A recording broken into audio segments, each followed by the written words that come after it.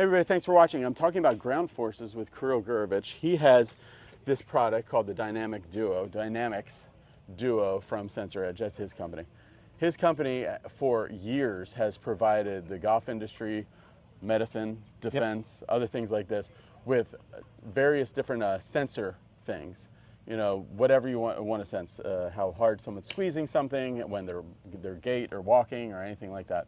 Really lots of different applications for like sensing pressure and, is that right? Yep, that's correct. So now he's coming out with his own product for golf, some of these different things. You guys saw on the channel before the Sensor Edge grip, which is not this, but it was just a normal looking grip, but with how many different sensors are on the grip? Right now what you tried, it was 96 sensors. 96 different sensors that measure like 500 times a second what is going on in the grip. Now with the Dynamics Duo, that is measuring 140 frames per second. 140 different frames per second, capturing what's happening in the ground. And it's really can be game changing for people, especially people who are have a high maybe potential for speed, but are getting like a low output.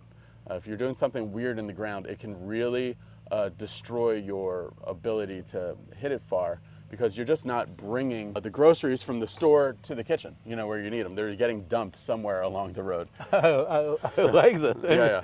Okay. So that's Bobby Clampett said that. We're going to do driver because I think with the irons and stuff, I'm really looking for more consistency. Even if you don't hit it max distance, you can really play good golf if you're like the same every time, like Bernard Langer. Not like really long, but like, you know, he's hitting it the same distance every time.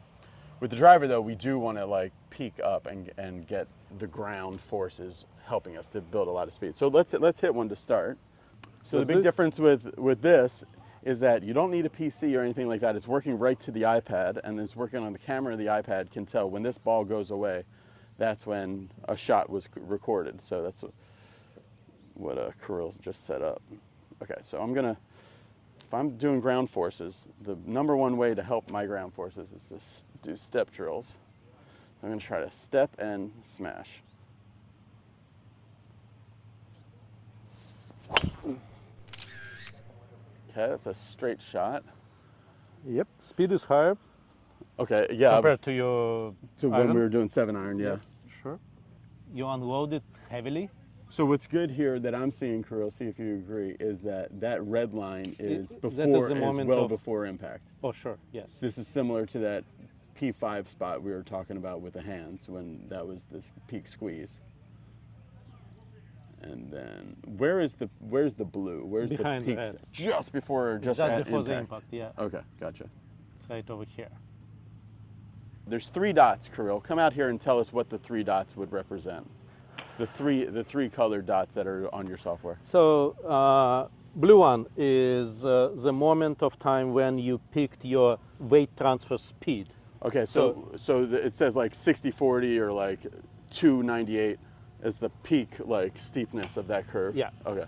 And then the red dot is where you picked with your vertical force. Mm-hmm. So when you pushed against the ground the most. With both feet, we can calculate each foot independently if needed.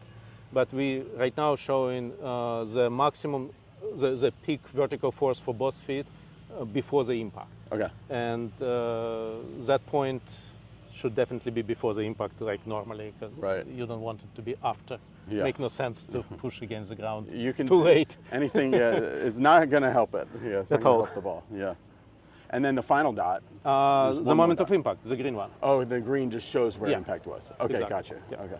Kirill is a tech guy and a scientist, but not not a coach. No. So I think I want to get that blue earlier, and I don't want to be like so close to impact having my peak slide across or my peak weight transfer. I want to get weight transfer earlier. I would think about it like you want to accelerate yourself and then you want to stop yourself with peak vertical. So you want to be high at blue. So I'm accelerating myself kind of in transition and then using that peak vertical to brake myself. Yeah. Okay. So I'm accelerating and then I'm braking.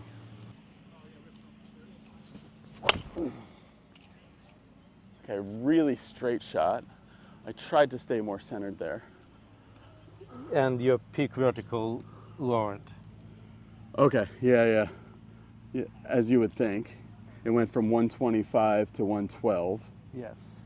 And how'd my But blue do? still, it's right before the impact. Okay, super Right there, consistent, yeah. So I want to get that blue. It's because I'm trying to visualize what that means. That means really late in the swing, I'm still transferring a lot of... You're still accelerating your weight transfer. Okay.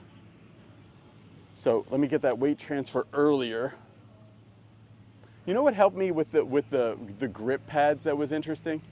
Was that I wasn't, and then when I went home, and since I've seen you, I've gotten a lot better with it. It'd be interesting to measure it later.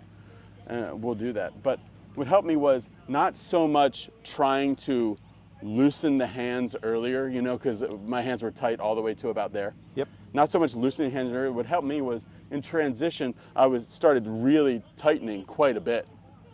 And then when I did that, I really felt like then I could loosen it earlier. Okay. Like I'm really controlling it more.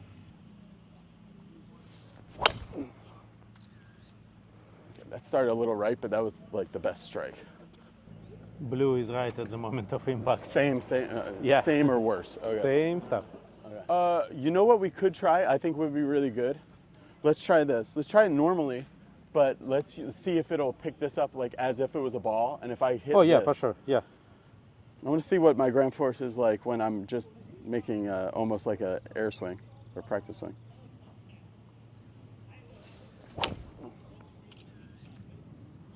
Did it work? Yep. Oh, nice. Okay, let's see what that looked like. I wouldn't expect any. Shape is different for sure. Yeah. And the blue. Went up, and green is at the point. So that's looking more traditional for Yeah. a good player. Yeah. Okay, so that's what I need to do. Is I need to, and that looks more centered in the video. I look more where I should be. It's funny because you're like, I don't think it'll be any different. I was like, I think it will be because that's something I struggle with. Okay, so I'm gonna try to make my regular swing feel like that swing.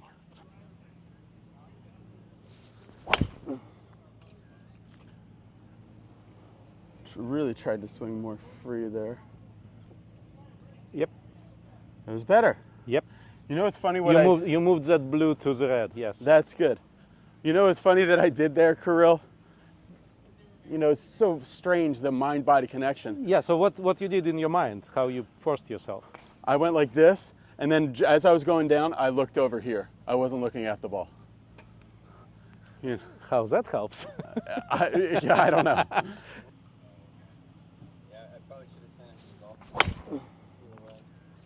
Felt like less force, but Yeah, much lighter. Yeah. Okay, so what we learned when I did my air swing is that the timing was more consistent with what like a pro would do. So now I'm going to try to use my eye. Let's take a little bit of that freer feeling and early look.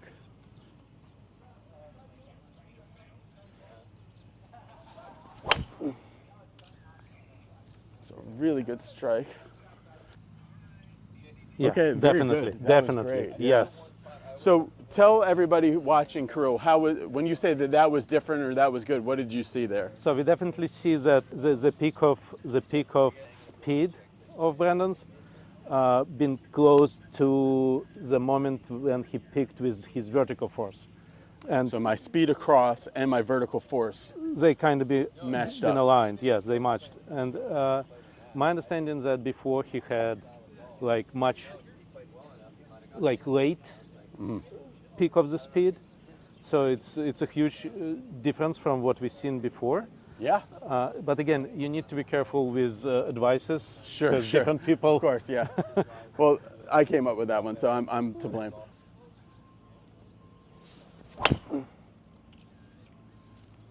$116. 116. Yep. Okay, good. Let me do another one. I want to see if I can actually get it. When this is, my numbers are improving, but it's leaving the face open a little bit, so I just want to see if I can get here.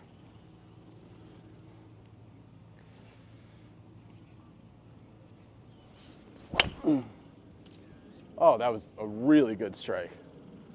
That one felt good. Force-wise, not. Force-wise low though. Yeah. Yeah.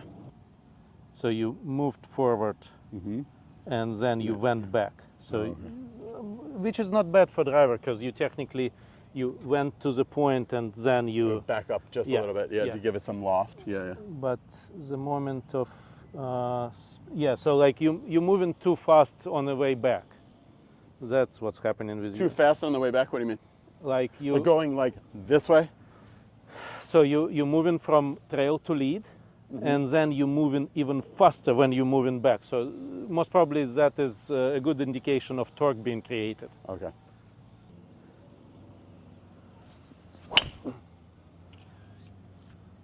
Still low. Can you tell me how you push against the ground? Sure. With your toe, most probably. This is the moment you're creating a peak of the vertical. Oh wow. Toe. You're not pushing with your heels at all. Right. I'm You really see? on my You lean forward a lot. Yeah. This is your heel of lead foot. You see how It's not even connected. you are not using it. So you're using only. I'm lefty, right? Sure. So like you are using only. So when you're using only Toes. toe. So you use heel of the back foot, but when you're moving your weight, you're mostly moving it on your toe, and then you're doing the rotation. Oh, okay, gotcha. You want to use Over your shoelaces. your foot. The entire foot. Yeah. Okay. All right, so we're gonna flip flop one more time between just the white tee only, and then and then hitting a ball. So we're trying to not only trick the sensor edge system, but trick my system into swinging like it's an air swing.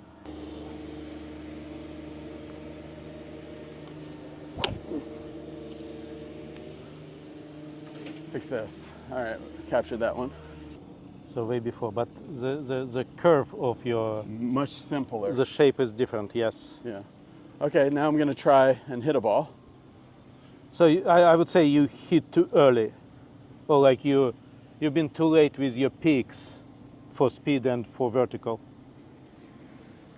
So my peak speed and vertical needs to be earlier.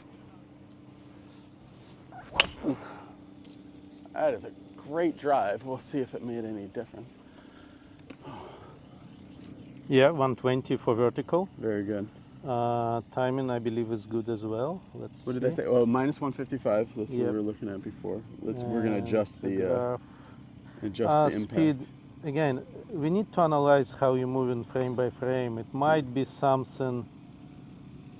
Okay, let me see. So you're going forward. Yeah. So now you brake, Now I'm starting to go backwards. and then you going. There's impact. Yeah, that's why. Okay, I see. Impact was a little off on the frame. Yeah, one frame we can adjust it if needed. Okay, yeah, you're unloading, but let me see. Yeah, you're still on your toes. All right, good job. That was great. Thank lot you. of fun. A lot of fun too. I was nervous. Yeah, when we were getting into it, what was so interesting in this is that I've always told teachers that I really feel like I have a tour quality practice swing, and they would say, "Oh no, it doesn't matter. I'm sure it's exactly the same." I said, "No, there's something about it. I can see it's better." And there you can see in the ground force, it actually was it was actually lower in quite a bit lower in total force. But the balance of when the shifts were happening and when the peaks were happening was much more consistent with what you would see in a tour player.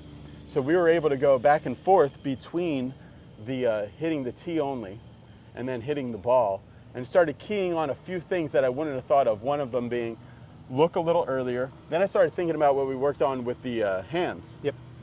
And I was not only looking earlier, but I really felt like I was letting go of the club through impact. There's a couple red flags that you would look for that I used to have when I used to do the stuff before I did all the step drills. I always had my peak vertical after impact. So then it took forever just to get my peak vertical to about there. Now I'm getting my peak vertical about here, which is consistent with where you would want it, because you need a little bit of time to go from peak vertical and have it get out to the club head. Exactly. And that's it. We don't have to be plugged in. Do you need the internet? No. Oh, you don't even need All the the internet. information stored Okay. in the iPad, and Yeah. you on your own. You Right. practice wherever you want, like in your basement, garage, Yeah. or you bring it to the range, and it's like 2 minutes to set it up. You've Right. seen I just unrolled it, and that's it. Okay, something else that Kirill and I were talking about, because we want this to be a collaborative process with Be Better Golfers and Sensor Edge. He wants you guys to put in the comments what metrics you would like to see or how do you see yourself using this system, if either you were taking a lesson or you were using it on your own. I was telling Kirill what I really like is the guided practice things, where it tells you, hey, hit 5 shots, or swing only waist to waist, or if it would tell me to hit a certain amount of shots, but I couldn't go outside of a certain range for a certain amount. That's the stuff I like, the guided practice stuff. But let us know in the comments what metrics and things that you guys would like to see. I know that for a lot of people, they see the graphs and stuff like that, it's like daunting. But I think if you guys had even like a 5-minute video that generally showed what everything was, that would get people a good start. But let us know what you guys think.